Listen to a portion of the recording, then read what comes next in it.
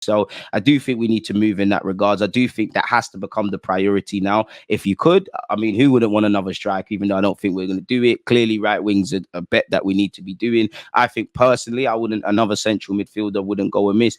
How do you feel about Tierney potentially leaving? We all know it looks like the system's left him. Would you pull the plug on Tierney going now with this? And do you think Arsenal will? And also, as much as I feel we've got depth in the left back position, are you confident in Zinchenko, Tomiyasu, and Tierney staying fit? Because Zinchenko is known to pick up these 1 or 2 week knocks.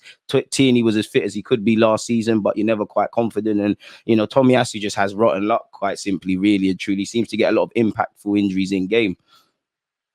Yeah, it's an interesting question. I think that there is context around it. If for instance, we have to sell Tierney to bring in that right-sided defender for the fees to work, then I think I would trade Tierney for a right-sided defender that can also play centre-back like a Simicam, for instance, or a Henriks. I think I would make that choice. You could argue as well that a player like Henriks has also played left-back. So there's scope to maybe bring in a versatile option that fits what Arteta wants more. It's difficult because without a doubt, Tierney is a very talented player. He just doesn't seem to fit what Arteta wants from that role. Is it better to keep, a slightly rounded square peg that doesn't really fit into the square hole that you're trying to use, instead of maybe bringing in a player that's got more scope to fit what Arteta wants, despite the fact that Tierney is a quality player and you might not get the amount of money that, you need to? It's really hard. I think I lean towards being open to the sale for the player's point of view as well. He needs to play. He's being left out of squads. Like, whilst I might think he's a great player, and whilst a lot of fans might think, no, we have to keep him, that we're not the coach, and the coach that we have is leaving him out. So what is the benefit of having a player that's being left out? There has to be a method to the madness, right? So maybe that is the way we should be looking at it, rather than our own selfish kind of thoughts around the player. But the way we should be thinking about it is, even with Timber out, Tierney might not be getting in the squad. He may still choose to have Kiwior and Tomiyasu and somebody else in that back line involved rather than Tierney. But I feel like Tierney will come into the team into the squad on Monday night in place of Timber. I think Zinchenko is still obviously not fully fit as well yet. I think Arteta said that he's very soon, but I think it won't be Monday night. So I think you'll either see Tommy or Kiwior play at left back, which I'm fine with. I like both players a lot. I think that both of them provide a really good level of defensive quality. I think Kiwior showed in pre-season his ability to progress the ball really well.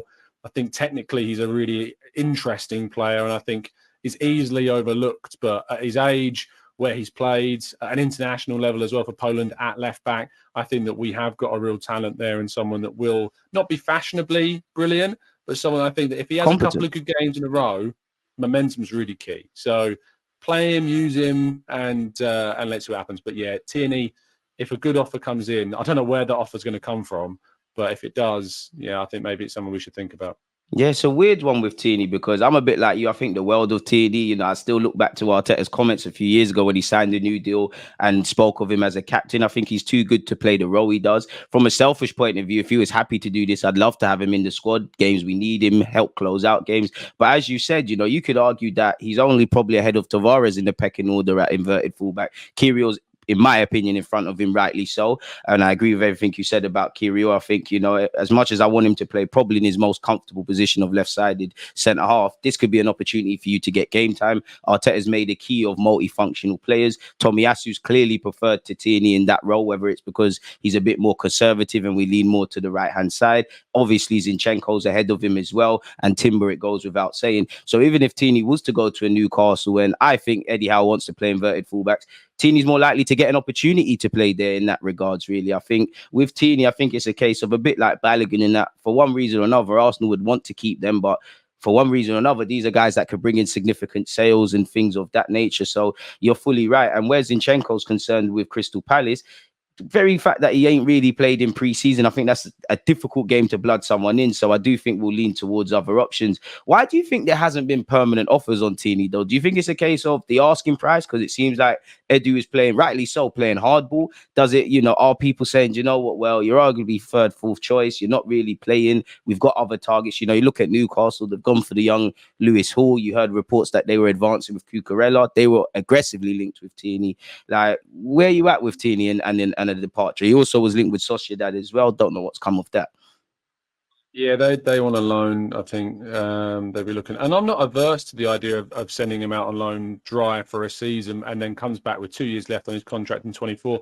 You know, Balogun's being linked with 40 million plus moves, despite having 2 years left on his deal. You can still get very good fees for a player with 2 years left. Facts. You know, we've done Rice with 1 year and an option for 105 million pounds. You know, if you've got a good enough player that's putting good performances, and I think a loan might be the way to do that with Tierney, then I'm not averse to that entirely, but. People won't like to hear this, but there is a chance that we maybe rate him a lot higher than what the wider footballing Oh, community does 100% in we do, regards mate. to You're not clubs. alone. You know, we like him because of his attitude, his never say die kind of processes, and what he's done in the Tesco past. And bags. exactly. You know, he's a likable guy, and that leans into us thinking that maybe he is worth more than actually what clubs like Newcastle and Aston Villa are willing. If Aston Villa are rather spending 12 million quid on Marcus Acuna, and Newcastle are willing to spend 30 to 35 million pounds on Lewis Hall, that tells you something. I think a lot of it is to do with his injury record. I think that's probably the primary reason why clubs are a bit unsure, because he's just been unable to have one full season where he's been, you know, avoiding injuries entirely. And if you are going to invest 30 million pounds into somebody, you're going to hope, I know there's an irony about the Timber situation there, but you're going to hope that they are going to be able to stay fit. You know, Timber's not had an injury since Feb 22 that's kept him out of games. The And obviously a longest was very, COVID that very, he was out for, and Arsenal, yeah, unfortunate. it sucks again. And again, you're making me get sad again, but it is what I it feel like is. crying. It You're is not what alone, it is. man. No, so Tierney, I think maybe people think he's worth more than he actually is. And I often get battered in my comment section for saying that I always kind of play down player values, but I just try and think from a contextual point of view for how clubs are going to view a player, what his situation is at Arsenal, that this isn't FIFA and you can't just, you know, get a fee that you want and just turn down an offer and you're going to get another one. It Facts. doesn't work that way. Like the Matt Turner deal, I was delighted to get 10 million quid, to be honest, because after a year in England, having been bought for 5.5 with 2 million in Playing like add-ons that 7 we haven't appearances really for paid. Arsenal. Exactly. Like, he played really well at the Gold Cup, played well at the CONCACAF Nations League, played well in the World Cup. This was the peak value I ever thought we'd get for Turner, because next season there is no tournaments like that he's going to play in. He's barely going to operate because Ramsdale's going to play Champions League games at that stage as well. If Raya is there, go get him. You've got Nottingham Forest that can get Dean Henderson if they want to as well, and no one else is coming in for Turner. So take the 10 mil, run, and move on to a player that you can get like Raya on a brilliant loan deal. Let's be honest. What a masterpiece that is by Edu.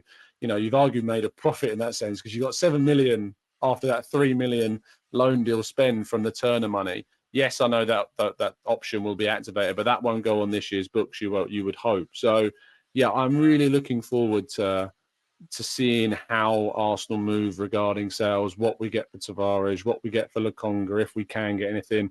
I think Pepe will just see, as well as Cedric, probably terminations of their deals. Spike the bullet, And then yeah. we can just draw a line under terminations after this point, you know. Sell Tavares, sell Lokonga if you can, or if you have to loan him and then sell him next summer. But after Pepe and Cedric, end these terminations and then really focus on changing the way in which we sell. And like you said, you know, we're getting a move on. You know, I think Edu can have all the barbecues he has. I think you look at Marquinhos has gone on loan. We've got some money from Yeah. Trusty. Unfortunately, you know, I say unfortunate because Matt Turner's a good guy, but we're here to win games. He's gone. We're starting to kind of balance the books. And I would say in relation to Tierney, I don't believe in blind trusting. You know, if Arteta does something that deserves criticism or praise, act appropriately. But when you look at Arteta in his position, do you think he would, you know, in an ideal world, I think he didn't want to move on from Xhaka, regardless of if Xhaka angled for a move. I think the guy loves Tierney, but you need to look at it without romance, really. And the system is developing. And I think Arteta has shown that when Aubameyang was playing, when Pepe was playing with Granit Xhaka and with Tierney, just to trust him, he's got to be cool and calculated. While we've got a family club and stuff, some players that might help us get top 4, etc., they might not be of the scope to help us become a title contender. Some players that me and you rave about, if we want to be a team that by God's grace win this league and try and retain it, Arteta might say, do you know what, you're not level, sort of thing. So it's just an unfortunate, you know, trade of the business, really, that you need to look at it without romance. And I agree with your point about Tierney, because I try and do the same thing. As much as I think the world of the Flying Scotsman, if I'm trying to buy Tierney, well, in fact, if Arsenal were trying to buy Tierney from someone else, they're going to ask for top money. But if we was trying to buy Tierney, I'd say, well, you know what? He's third, fourth choice. Can't really stay fit. You know, you just brought in a young Dutch lad.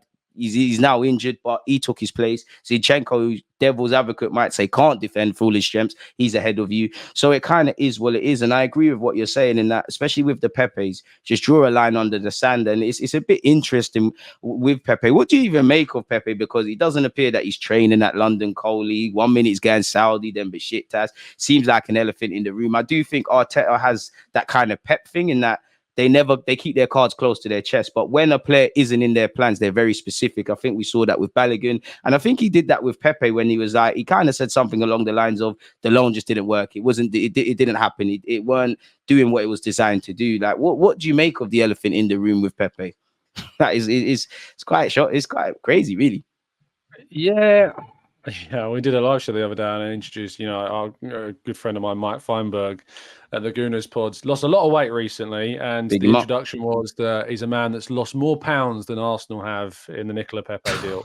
Because goodness me, we've lost a ridiculous amount of money on that deal. £72 million investment, and it's so difficult to kind of quantify what that effect can have on a club. 72 million quid is so much money. Yes, it was spread over 5 years, but at the end of that, in 2024, those 5 years are going to be up. We would have paid that 72 million pounds to, and it didn't work. Simple put, it didn't work, and got very little to nothing in return. Yes, he had a decent season in terms of goal contributions in his first campaign, but after that, it was just a downhill slope. Last season at Nice, got injured, didn't play much in the second half of the campaign whatsoever. And even though I think he got something like 8 goals, it wasn't You're not waxing lyrical about him. It's Balogun, if anything, of the loanees in France. No, exactly. So he needs to. I think there's maybe something to be said about the financial demands of his representatives that they are asking for. I mean, if Saudi say you want too much, you're asking for too much, surely.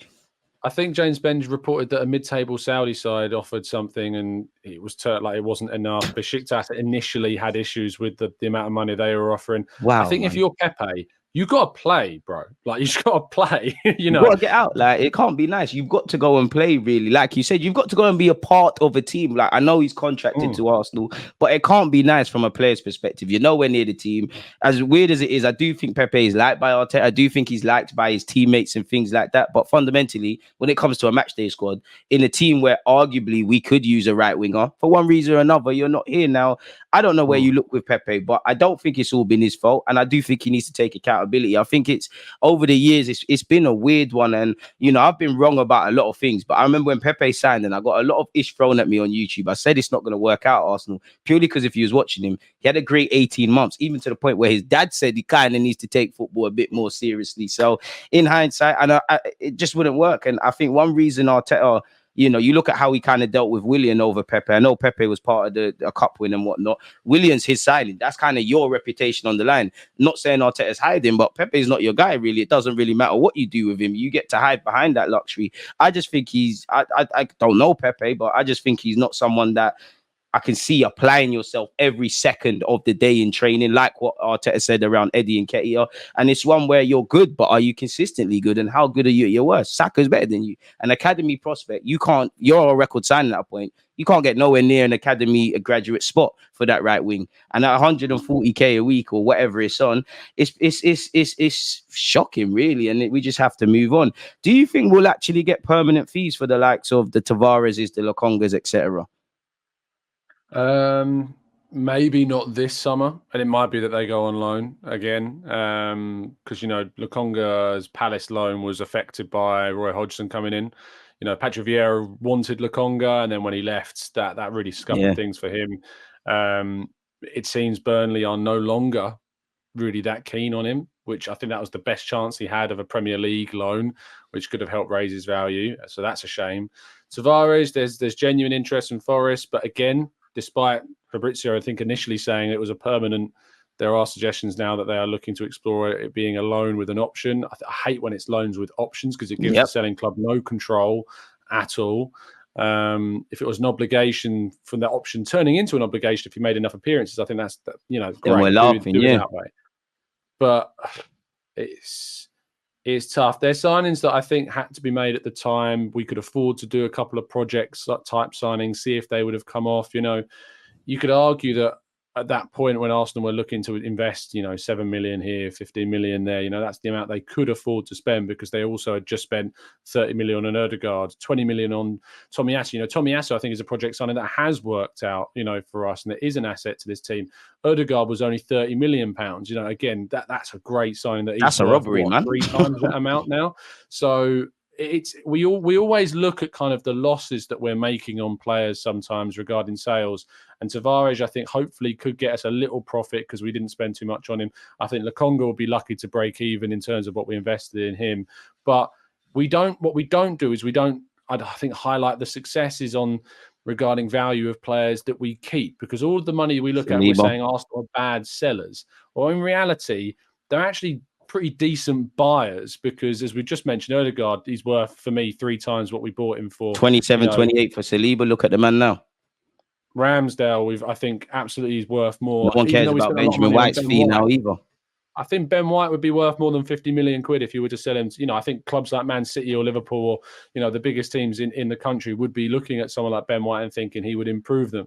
So, we are investing in Zinchenko. I think, there's a bargain for 30 million. Yes, he's had his injury issues, but I think it's been way worth more than 30 million. Unpopular opinion, but Eddie Nketiah, I think, is increased in value, whether people want to hear it or not. I think with him showing that he's a competent striker, obviously the goals are another thing. Not that I want Arsenal to, because we don't have someone else. If they look to sell him tomorrow, I think that's a decent fee. So you're right. Obviously, where Tavares is concerned, I agree with you. You signed a man for £8. Anytime a signing doesn't work out, it is an expensive mistake. But it's not like with the Pepe thing. Even if he goes on long contracted until 2025, we could probably recoup his value next summer.